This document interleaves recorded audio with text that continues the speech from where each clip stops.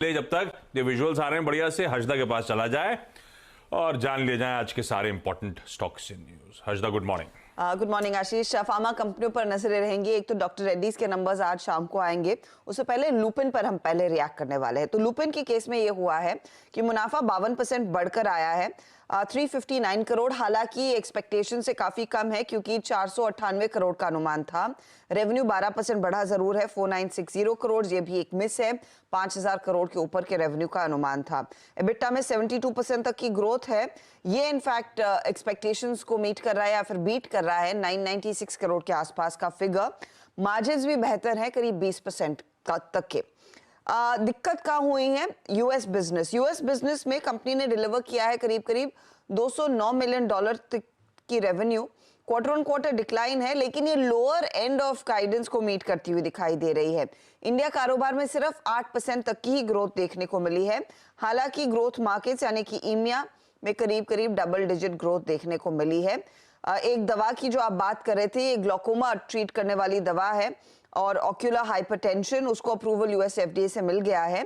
$77 million का market size है, तो ये स्टॉक आप रेडार पर पहले रखेंगे। एफएमसीजी कंपनियों में बेस्ट परफॉर्मेंस आप कह सकते हैं गोदरेज कंज्यूमर का।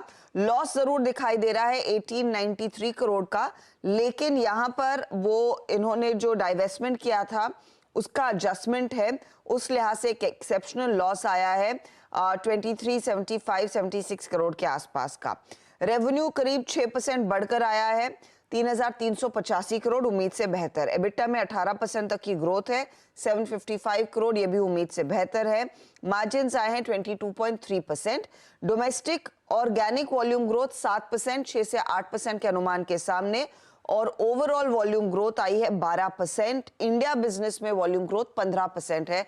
तो वॉल्यूम्स के फ्रंट पर कंपनी ने एक बहुत बढ़िया प्रदर्शन दिखाया है। गुजरात गैस रेडार पर रखेंगे, नतीजे उम्मीद से बेहतर हैं।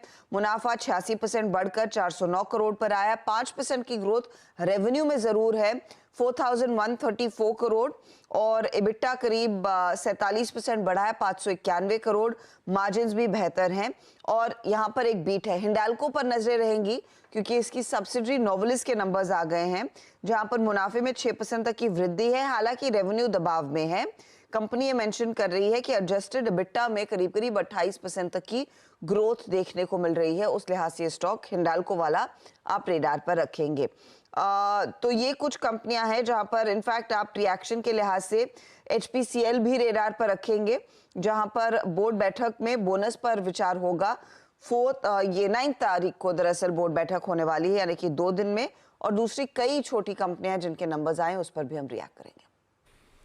ओके, रखिए सारे स्टॉक्स रेडार पे। वैसे बहुत लंबी लिस्ट है, कई सारे स्टॉक्स हम लोग सीधा सौदा में डिस्कस कर लेंगे और डिटेल्ड लिस्ट होगी जब हर्षदा 8:30 बजे मुनाफे की तैयारी में हमारे साथ होंगी।